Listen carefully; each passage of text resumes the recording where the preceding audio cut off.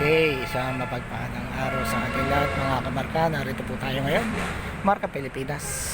Narito tayo ngayon sa Manila City Hall ng Maynila, ang capital city ng Pilipinas. At nandito tayo sa Manila City Hall, Top Avenue side.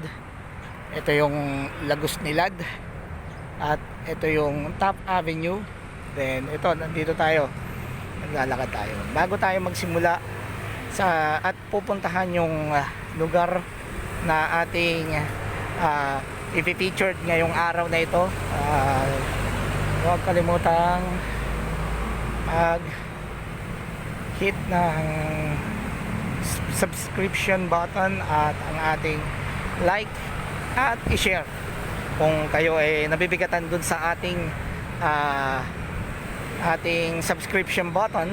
Like and share na lamang po mga kamarka, or comment para tayo may mapulutan ng aral kung ano yung mga masasabi natin, at kung ano yung mga positive or negative comments is welcome to all of you.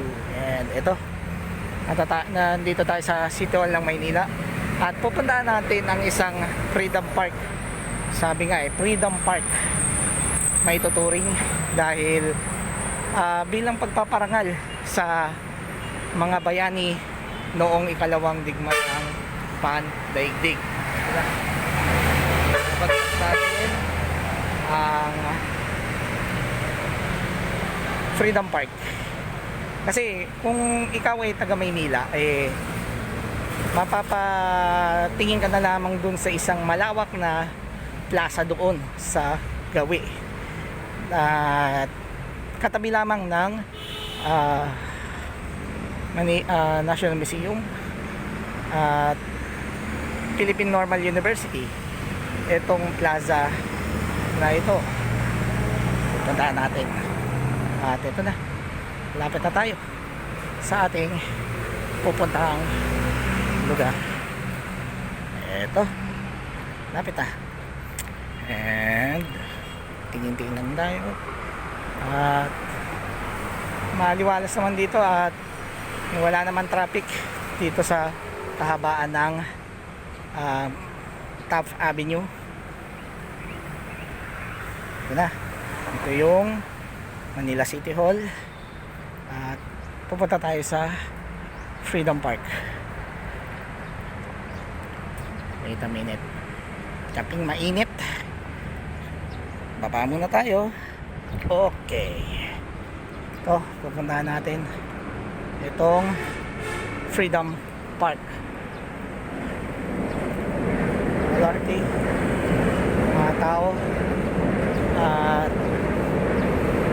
dito tayo nagtatrabaho sa kasalukuyan, itong Manila City Hall.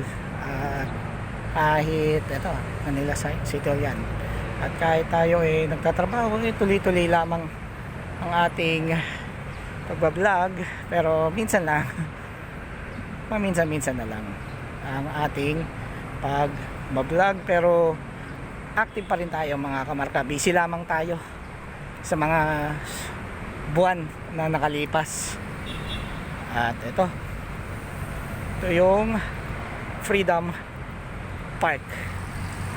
Yan, mga markers ng ating nakaraan. Ayan, sa mga bayani ng lungsod ng Maynila.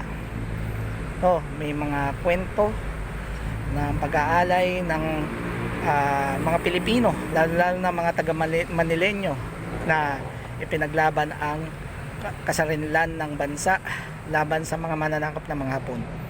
Ito, basahin natin Later in the afternoon of February 3, 1945, two groups of the flying column of the 1st Cavalry Division, including the attached 44th Tank Battalion, entered the Manila with the first group taking possession of Malacanang Palace. Doon lang sa kabila yun.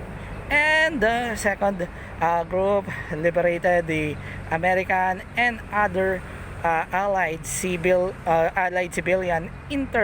internees at the University of Santo Tomas, yun sa Espanya. They were followed by the 37th Infantry Division, which rescued allied civilians, internees and prisoners of the war at the Old Bilibid Prison.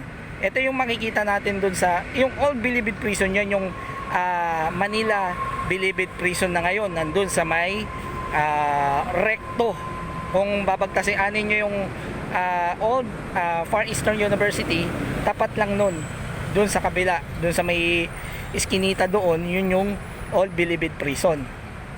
Okay, balik tayo from the south the 11th Airborne Division close in the Manila.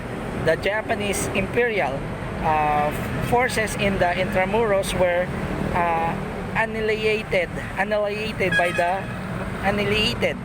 by February 24.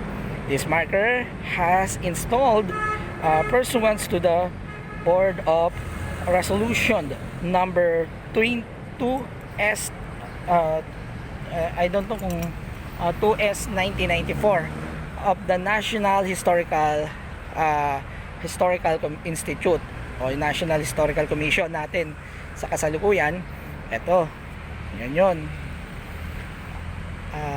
yung simbolo na kung saan itinayo ito bilang pagpapaalala sa ating mga bayaning mga Pilipino.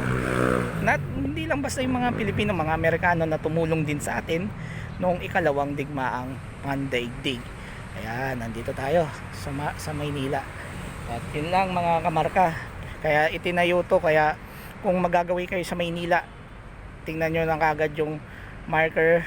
Nandito tayo sa Freedom Park bilang pagpapaalala ng kabayanihan ng ating mga Pilipino. Hindi lamang mga Pilipino, kundi yung mga masasabi nating mga Amerikano na tumulong din sa atin nung ikalawang digmaang daigdig laban sa mga Hapon. At yun lamang mga kamarka, isang mapagpalang araw sa ating lahat.